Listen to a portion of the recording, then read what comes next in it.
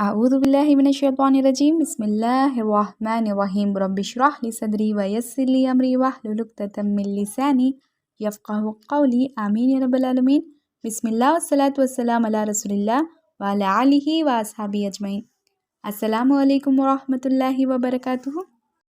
یہاں سے شروع ہوتا ہے سورہ بقرہ کا تیسرا حصہ جو ہے بنی اسرائیل کے بارے میں۔ ان آیتوں میں جانے سے پہلے میں چاہتی ہوں کچھ باتیں بنی اسرائیل کے بارے میں جان لیں گے ہم تو آیتیں سمجھنا بے حد آسان ہو جائے گا۔ اصل بات یہ ہے اسرائیل جو ورڈ ہے نا، جبرانی میں ایل کا مطلب ہوتا ہے اللہ تعالیٰ اور اسرائیل کا مطلب ہوتا ہے عبداللہ عربی میں۔ تو سمجھیے کہ اللہ تعالیٰ کا بندہ، اللہ تعالیٰ کا غلام، اسرائیل کا مطلب یہی ہے۔ اور یہ لقب تھا یعقوب علیہ السلام کا، جو تھے ابراہیم علیہ السلام کے پوتے اور اسحاق علیہ السلام کے بیٹے، اور انہی کی نسل کہلائی بنی اسرائیل۔ اور بنی اسرائیل کی نسل اللہ تعالیٰ کی چہیتی نسل تھی، اور اسی نسل سے بہت زیادہ رسول اور بہت زیادہ نبی آئے اور 4 آسمانی کتابیں نازل ہوئی۔ یہ سارے نبیوں پر، سارے رسولوں پر ایمان لاتے گئے، اور دھیرے دھیرے وقت ایسا آیا کہ موسیٰ علیہ السلام کا ظہور ان میں ہوا، اور پھر یہ تورات انہیں دی گئی، اور اس کے بعد یہ موسیٰ علیہ السلام پر اور تورات پر ایمان لائے۔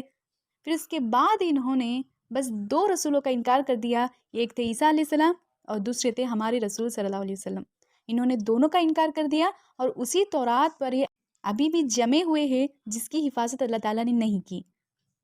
اب دنیا میں جو بھی جیوز اور جو بھی یہودی لوگ ہم دیکھتے ہیں، یہ سارے کے سارے یہی لوگ ہیں جو بنی اسرائیل کے لوگ تھے، جنہوں نے عیسیٰ علیہ السلام کا انکار کیا، اور اس کے بعد ہمارے رسول صلی اللہ علیہ وسلم کا بھی انہوں نے پوری طرح سے انکار کر دیا۔ اب یہاں دیکھیں کس طرح سورہ بقرہ کی چیزیں کنیکٹڈ ہے۔ دوسرا حصہ کیا تھا؟ آدم علیہ السلام کے بارے میں، اور ذکر آیا ابلیس کا، جس نے آدم علیہ السلام کو سجدہ کرنے سے انکار کر دیا۔ ایک جو سننا ابلیس کی ہے، وہ سننا بنی اسرائیل کے لوگوں میں تھی کہ ابلیس نے آدم علیہ السلام کو حقیر سمجھا، کیونکہ آدم علیہ السلام مٹی کے بنے تھے، اور بنی اسرائیل کے لوگ حضور صلی اللہ علیہ وسلم کو معاذاللہ حقیر سمجھتے تھے، کیونکہ وہ عربوں میں سے تھے۔ بنی اسرائیل کی پوری ڈیٹیل ہسٹری انشاءاللہ ہم سورہ بنی اسرائیل میں دیکھیں گے۔ مختصر باتوں میں اگر کہا جائے تو ان کے لیے 2 عروج تھے، مطلب جب اللہ تعالیٰ نے ان پر رحمتوں کی بارش کی اس نسل پر، تو انہوں نے 2 بار عروج دیکھا۔ ان میں داؤد علیہ السلام اور سلیمان علیہ السلام جیسے بڑے بڑے بادشاہ آئے، جنہیں نبوت اور بادشاہت دونوں نصیب ہوئی۔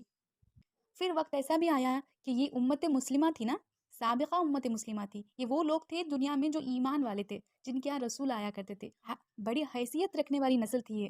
اور ان میں ہوا یوں کہ بہت سے لوگ دنیا پرست ہونے لگے، اور دھیرے دھیرے یہ اللہ تعالیٰ کے حکم کو پیٹ پیچھے ڈالنے لگے، اور نتیجہ یہ ہوا کہ پھر انہوں نے زوال دیکھا۔ ایسا زوال کہ نبوکدنضر کے ہاتھوں جو ہیکل سلیمانی تعمیر ہوئی تھی سلیمان علیہ السلام کے ذریعے، وہ فرسٹ ٹیمپل نبوکدنضر نے پوری طرح سے برباد کر دیا۔ پھر انہوں نے پھر سے اللہ تعالیٰ کی طرف سے ان پر رحمتوں کی بارش ہوئی، پھر انہوں نے پھر سے عروج دیکھا، پھر دوسرا ان کا زوال آیا، رومنز کے ہاتھوں یہ چکنا چور ہو گئے۔ سیکنڈ ٹیمپل انہوں نے جو تعمیر کر لی تھی، اسے رومنز نے پوری طرح سے برباد کر دیا، اور یہ قصہ ہوا حضور صلی اللہ علیہ وسلم کے دنیا میں آنے سے 500 سال قبل، کہ جب قرآن شریف نازل ہونے لگی اس وقت جیوز جو تھے، بنی اسرائیل کی جو قوم تھی، وہ زوال میں تھی، اور جو سیکنڈ ٹیمپل تھا جو رومنز کے ہاتھوں برباد ہو گیا، وہ ابھی تک تعمیر نہیں ہوا، اور ابھی بھی جیوز جو ہے انہوں نے پورے بلو پرنٹس آ گئے، سارے نقشے انہوں نے بنا لیے اس مندر کے، اس ٹیمپل کے، اور ان کا پورا ارادہ ہے کہ اس کی تعمیر شروع کر دے۔ فی الحال ان کے پاس ایک لیننگ وال بچا ہے، جس کے پاس جا کے یہ جیوز لوگ، یہودی لوگ وہاں ماتم کرتے ہیں۔ اور جب یہ آیتیں نازل ہو رہی تھی اس وقت مدینے میں ایک بہت بڑا حصہ یہودیوں کا تھا۔ آیتوں میں چلتے ہیں، اعوذ باللہ من الشیطان الرجیم بسم اللہ الرحمن الرحیم، یا بنی اسرائیل، اے اولاد اسرائیل، اذکروا نعمتی التی انعمت علیکم، یاد کرو وہ نعمتیں جو میں نے تم پر انعام کی تھی۔ یہاں صرف نعمتیں نہیں ہیں دنیا کی، اللہ تعالیٰ نے پہلے آیتوں میں کیا کہا کہ دنیا میں ہر چیز میں نے تمہارے لیے بنائی، انسانوں کے لیے اللہ تعالیٰ نے دنیا میں بہت چیزیں بنائی۔ یہاں اللہ تعالیٰ کہتے ہیں کہ یا بنی اسرائیل، میں نے صرف تمہارے کھانے پینے کا انتظام نہیں کیا اس دنیا میں نے تو اور بھی زیادہ کچھ دیا ہے تمہیں۔ اس نسل میں بہت زیادہ رسول آئے اور نبی آئے، مطلب اللہ تعالیٰ نے اپنی ہدایت کو اس نسل میں بہت زیادہ دی، اور اس کے لیے زیادہ شکر گزار ہونا چاہیے تمہیں۔ تو یاد کرو نعمتوں کو جو میں نے تم پر انعام کی ہے۔ اوفو بعہدی اوفی بعہدکم، تم میرا عہد پورا کرو، میں تمہارا عہد پورا کروں گا۔ فَإِيَّايَ فَارْهَبُونِ، صرف میری ہی، یا دیکھیے اللہ تعالیٰ نے 2 بار فورس کیا ہے، ایّایا، صرف میری، صرف میرا ہی ڈر اختیار کرو۔ فرحب مطلب رحب سے آیا ہے یہ ورڈ. رحب مطلب ڈر اور شوق، فیئر اینڈ شوق. اس طرح ڈرو کہ مجھ سے ہی ڈرو، بس کسی اور سے ڈرنے کی ضرورت نہیں ہے تمہیں. جو حیثیت اللہ تعالیٰ نے دنیا میں دے رکھی ہے وہ اس میں سے اترنا نہیں چاہتے تھے. یہ نسل تو وہ رسولوں کی نسل تھی نا، تو یہ ایسا سمجھتے تھے یہ خود کو کہ اگر ہم حضور صلی اللہ علیہ وسلم کو مان لیں گے تو اس عہد کو، اس حیثیت سے ہم اتر جائیں گے کہ ہم میں رسول آیا کرتے تھے. نہیں، ہم اس حیثیت سے نہیں گر سکتے، اس لیے ہم حضور صلی اللہ علیہ وسلم کو تسلیم نہیں کریں گے. کس سے ڈر رہے ہو تم؟ دنیا کے ساز و سامان کو کھونے کا ڈر کیوں ہے تمہیں ڈر صرف میرا ہونا چاہیے. اللہ تعالیٰ کا عہد کیا تھا؟ اللہ تعالیٰ نے کیا وعدہ کیا تھا؟ اللہ تعالیٰ نے کہا تھا کہ جب بھی میری ہدایت آئے تو تم اسے فالو کرو گے، تم اس کی اتباع کرو گے. اگر ہدایت کو اپنا لو گے تو نہ تو تم کبھی خوف کھاؤ گے، نہ ہی کبھی غمگین ہوں گے. بنی اسرائیل کی قوم نے حضور صلی اللہ علیہ وسلم کی ہدایت کو تسلیم نہیں کیا، مطلب اللہ تعالیٰ کی ہدایت کو انہوں نے جھٹلا دیا، اسی لیے وہ خوف میں تھے ہمیشہ اور ہمیشہ غم میں تھے. اسی وجہ سے آپ دیکھیں ہسٹری آف بنی اسرائیلائٹس کی اگر ہسٹری دیکھیں گے آپ تو صرف 2 ایڈجیکٹیوز آپ کو ملیں گے، خوف اور غم. اور یہی نتیجہ ہوا ان کا، کیونکہ انہوں نے ہدایت کو جھٹلا دیا تھا. اور یہاں اللہ تعالیٰ اپنی آخری کتاب میں پھر سے بنی اسرائیل کے لوگوں کو بلاتے ہیں اور کہتے ہیں کہ دیکھو تم یاد کرو نعمتیں جو میں نے تم پر انعام کی تھی، تم میرا عہد پورا کرو، میں تمہارا وعدہ پورا کروں گا اور مجھ سے ہی ڈرنا صرف. وَآمِنُوا بِمَا أَنزَلْتُ، اور ایمان لاؤ اس چیز پر جس چیز کو میں نے نازل کیا ہے. مُصَدِّقًا لِمَا مَعَكُمْ، جو تصدیق کرتی ہے اس چیز کی جو تمہارے ساتھ ہے. ان کے ساتھ کیا ہے؟ ان کے ساتھ تو اولڈ ٹیسٹمنی تھی، مطلب تورات تھی ان کے پاس، اور قرآن شریف نازل ہو رہی تھی. اللہ تعالیٰ کا کہنا ہے کہ یہ قرآن شریف اس تورات کی تصدیق کرتی ہے جو تمہارے پاس ہے، کیونکہ دونوں ہی آسمانی کتابیں ہیں. تم کیوں نہیں ایمان لاتے اس چیز پر جس چیز کو میں نے نازل کیا، جو تصدیق کرتی ہے جو چیز تمہارے پاس ہے. وَلَا تَكُونُوا أَوَّلَ كَافِرٍ بِهِ، ایسا مت ہو جانا کہ پہلے تم ہی اس کے کفر کرنے والے مت بن جانا، کیونکہ تم خود منتظر تھے آخری رسول کے لیے. مطلب یہ منتظر تھے حضور صلی اللہ علیہ وسلم کے لیے، لیکن ان کا ماننا تھا کہ آخری رسول انہی میں سے آئیں گے. تورات کے پنوں میں آئی تھنک ڈیوٹرونمی سے میں نے سنا تھا کہ اس میں اللہ تعالیٰ نے 18 19 20 ورسز میں اللہ تعالیٰ نے کہا تھا کہ میں تمہارے بھائیوں میں سے، میں تمہارے بنی اسرائیل کے لوگوں سے اللہ تعالیٰ کیا کہتے ہیں کہ میں تمہارے بھائیوں میں سے ایک رسول نکالوں گا جن کی زبان میں اپنا کلام ڈالوں گا، جو میری نام لے کر آیتیں پڑھیں گے. بنی اسرائیل کے بھائی کون تھے؟ ان کے بردرین کون ہیں؟ بنی اسرائیل کے بھائی ہوں گے بنی اسماعیل، جو اسحاق علیہ السلام کے بھائی اسماعیل علیہ السلام کی جو لینیج ہے، جو نسل آئے گی وہ بنی اسرائیل کے بھائیوں کی نسل ہوگی نا. اسی نسل سے پھر حضور صلی اللہ علیہ وسلم کا ظہور ہوا. تو اللہ تعالیٰ نے تورات میں پہلے ہی کہہ دیا تھا کہ میں تمہارے بھائیوں میں سے آخری رسول لاؤں گا جو میرے نام سے کلام پڑھیں گے. اسی لیے اللہ تعالیٰ کہتے کہ تم جان کر اسی چیز سے تم کفر کرنے والے کیسے بن سکتے ہو؟ کیسے ہو سکتا ہے کہ تم ہی اس سے کفر کرنے والوں میں پہلے کیسے ہو سکتے ہو؟ وَلَا تَشْتَرُوا بِآيَاتِي ثَمَنًا قَلِيلًا، مت بیچو میری آیتوں کو چھوٹی چھوٹی داموں پر. چھوٹی چیزیں کیا ہے اللہ تعالیٰ کی نظر میں؟ دنیا پرستی چھوٹی چیز ہے. وَإِيَّايَ فَاتَّقُونِ، اور میرا ہی تقوی اختیار کرو، کسی اور کا نہیں. ڈر اختیار میرا کرو، کسی اور کا نہیں. وَلَا تَلْبِسُوا الْحَقَّ بِالْبَاطِلِ وَتَكْتُمُونَ الْحَقَّ، یہاں دیکھیں اللہ تعالیٰ نے کہا کہ حق کو باطل کے ساتھ خلط ملط مت کرنا، حق کو بدلنا مت تم. وَأَنْتُمْ تَعْلَمُونَ، جبکہ تم جانتے تھے. اب یہی وہ بات ہے، جب علماء کے پاس جیوس آتے تھے یہودی لوگ، کہیں یہی تو رسول نہیں جو دعویٰ کر رہے ہیں رسول ہونے کا، تو یہ علماء جو بڑے تھے، جو کتاب جانتے تھے، یہ حق کو باطل سے بدلا دیا کرتے تھے. جو عام لوگ تھے نا یہودیوں میں، وہ ان لوگوں کو گمراہ کیا کرتے تھے، وہ حق کو باطل سے بدلا دیا کرتے تھے. اور اللہ تعالیٰ کہتے ہیں ایسا مت کرو. وَأَنْتُمْ تَعْلَمُونَ، جبکہ تم خود اس کا علم رکھتے ہو، تمہیں پتہ ہے کہ سچائی کیا ہے، جان بوجھ کر تم حق کو باطل سے خلط ملط مت کرو. وَأَقِیمُوا الصَّلَاةَ وَآتُوا الزَّکَاةَ، اور قائم کرو صلاح کو اور زکوٰۃ ادا کرو. وَارْکَعُوا مَعَ الرَّاکِعِینَ، اور رکوع کرنے والوں کے ساتھ رکوع کیا کرو. یہاں 2 باتیں ہیں. یہودی لوگوں نے اپنی نمازوں میں سے پہلے رکوع نکال دیا تھا، اپنی نمازوں میں سے انہوں نے رکوع نکال دیا تھا. یہ رکوع نہیں کیا کرتے تھے اپنی نماز میں. ہاں، ان کے ہاں بھی نماز ہے. موسیٰ علیہ السلام کو بھی 3 وقت کی نماز دی گئی تھی. ایک تھی سورج کے طلوع ہوتے وقت، دوسری غروب ہوتے وقت، اور جو سورج بیچ سے نکلتا تھا نا اس وقت بھی یہ نماز پڑھا کرتے تھے. مطلب اگر ہمارے حساب سے لگایا جائے تو فجر ظہر اور مغرب ہوا کرتا تھا ان کا. اور ایک تو انہوں نے اپنی نمازوں میں سے رکوع نکال دیا تھا، اور دوسرا انہوں نے یہ نا باجماعت نماز پڑھنا چھوڑ چکے تھے. تو یہاں اللہ تعالیٰ جماعت کے ساتھ اور رکوع کے ساتھ نماز کا حکم دے رہے ہیں، کیونکہ یہ دونوں چیزیں انہوں نے چھوڑ دی تھی۔ رکوع کرنے والوں کے ساتھ رکوع کیا کرو، سب کے ساتھ رکوع کرنا ہے تو آپ تو باجماعت پڑھنا پڑے گا نا۔ مطلب یہاں حضور صلی اللہ علیہ وسلم کی دعوت کو تسلیم کرنے کی پکار ہے اللہ تعالیٰ کی طرف سے۔ اَتَأْمُرُونَ النَّاسَ بِالْبِرِّ وَتَنْسَوْنَ أَنفُسَكُمْ، تم تو لوگوں کو بھلائیوں کا حکم دیتے ہو، لوگوں کو بھلائیوں کا حکم دیتے ہو، تنسون انفسکم، خود کو بھول جاتے ہو، خود اپنے آپ کو بھول جاتے ہو، وَأَنْتُمْ تَتْلُونَ الْكِتَابَ، جبکہ تم کتاب پڑھتے ہو، افلا تعقلون، تم کیوں نہیں سمجھتے، کیوں نہیں عقل رکھتے تم۔ یہاں دیکھیے جوز کے علماء کی طرف ریفر کیا جا رہا ہے، لیکن یہاں یہ کتاب جو ہے قرآن شریف، یہ ہمیشہ کے لوگوں کے لیے ہدایت ہے۔ جو بھی لوگ قیامت تک آئیں گے وہ اس کتاب کی ہر آیت سے ہدایت حاصل کریں گے۔ سورہ فاتحہ میں کہتے ہیں غیر المغضوب علیہم ولا الضالین، ان لوگوں کی راہ نہیں جو مغضوب ہے اور ان لوگوں کی بھی نہیں جو ضالین ہیں۔ مغضوب کون ہیں؟ وہ لوگ جو جان کر انکار کرتے ہیں۔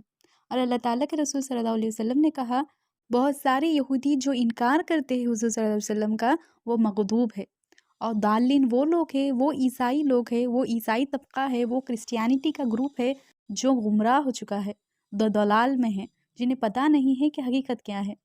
تو اللہ تعالیٰ کے رسول صلی اللہ علیہ وسلم نے مغضوب لوگوں کو یہودی لوگوں سے تعبیر کیا اور ضالین کو نصارہ لوگوں سے تعبیر کیا۔ اور ہم سورہ فاتحہ میں کہتے ہیں ہم مغضوب نہیں ہونا چاہتے، ہمیں ان کی راہ نہیں چاہیے۔ اس کا مطلب ہے کہ پاسبلٹی ہے کہ ہم مغضوب ہو جائے، اور ہم اللہ تعالیٰ کی پناہ مانگتے ہیں کہ ہمیں ایسا نہیں بننا۔ اور ان کی ایک صفت یہ بھی ہے کہ دوسروں کو بھلائی کا حکم دیتے ہیں اور خود کو بھول جاتے ہیں، اور یہ اسکیریسٹ تھنگ ہے ان دا ورک آف دعویٰ۔ کسی کو اچھائی کا بلاوا بلاتے وقت یہ ہمیشہ یاد رکھنا چاہیے کہ یہ بنی اسرائیل لوگوں کی خوبی ہے کہ وہ دوسروں کو حق کی طرف بلاتے ہیں اور خود کو بھول جاتے ہیں۔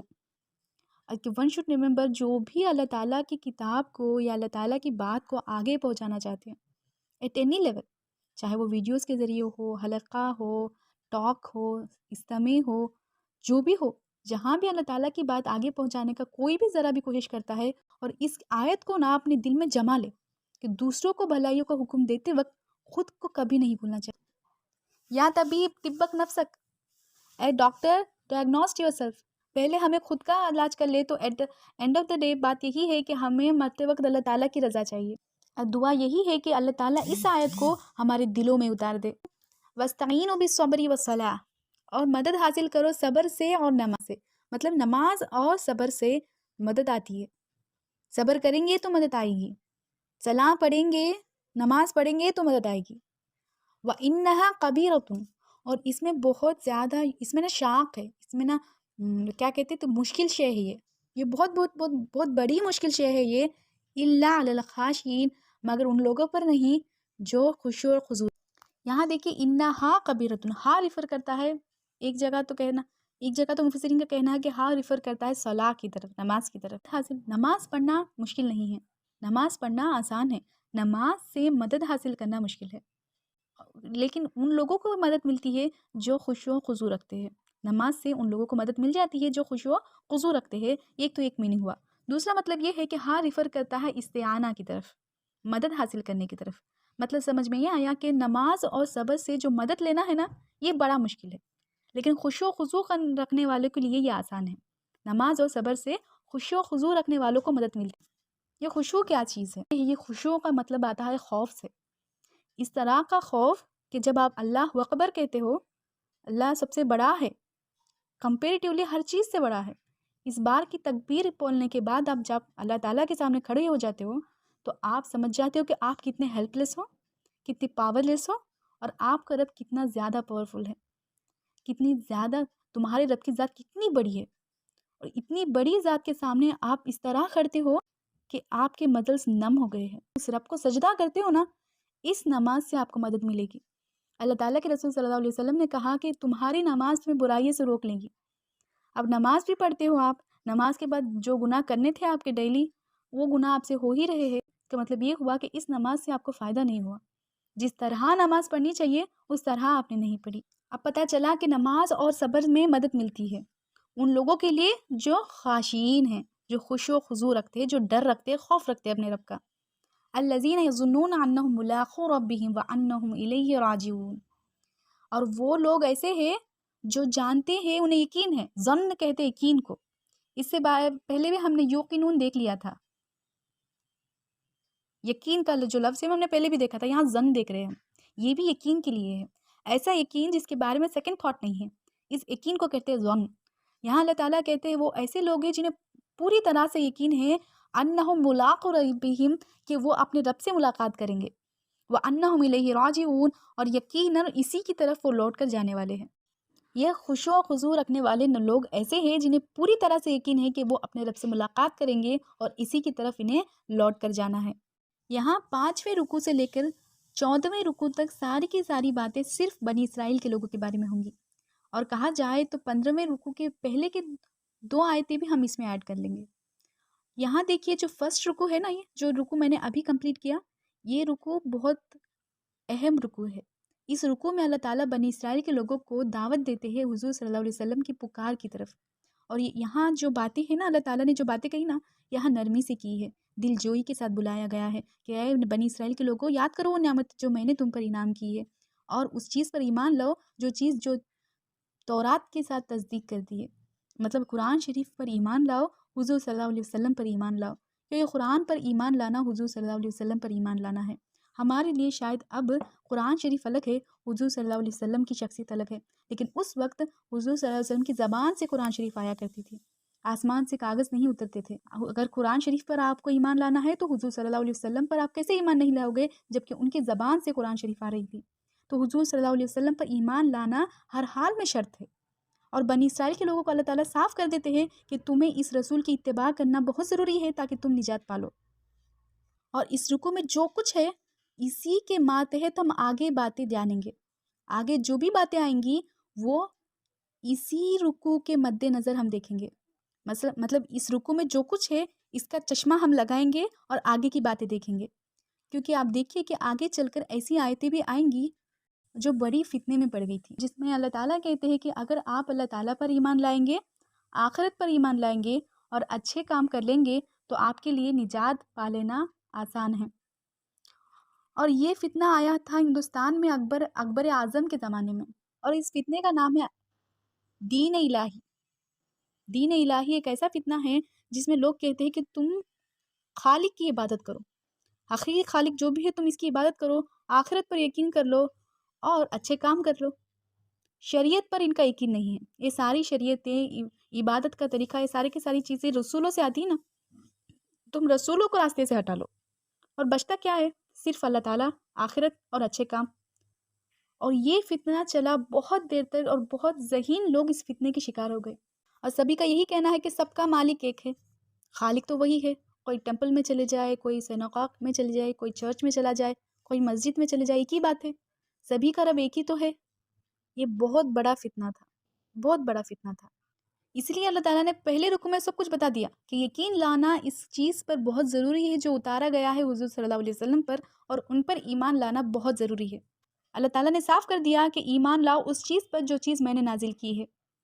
اگر ایمان لانا ہے اس چیز پر جو چیز اللہ تعالیٰ نے نازل کی ہے تو یقیناً آپ کو حضور صلی اللہ علیہ وسلم پر بھی ایمان لانا ہوگا. میں نے پہلے بھی کہا تھا ایمان کے 3 حصے ہیں، ایک ایمان باللہ، ایک دوسرا ایمان بالآخرہ، اور تیسرا ایمان بالرسالہ. ایمان رسالہ مطلب ایمان میسیج پر.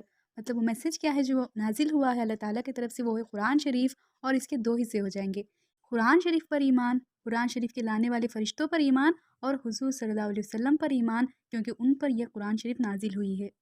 اور سورہ بقرہ کا تھیم ہے کہ اس سورہ میں ایمان کا مطلب ایمان بالرسالہ ہے، ایمان اس میسیج پر جو نازل ہوا ہے اللہ تعالیٰ کی طرف سے حضور صلی اللہ علیہ وسلم پر.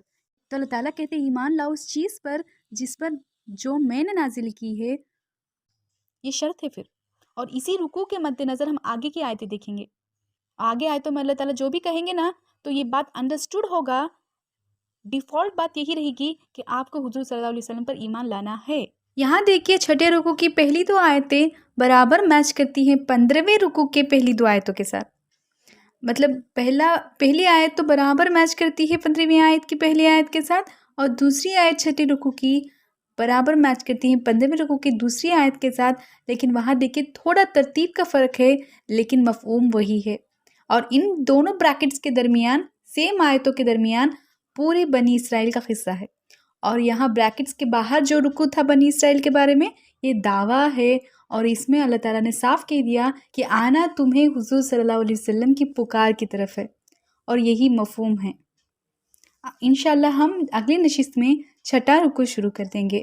بارک اللہ لی ولکم فی القرآن العظیم ونفعنی وایاکم بالآیات والذکر الحکیم۔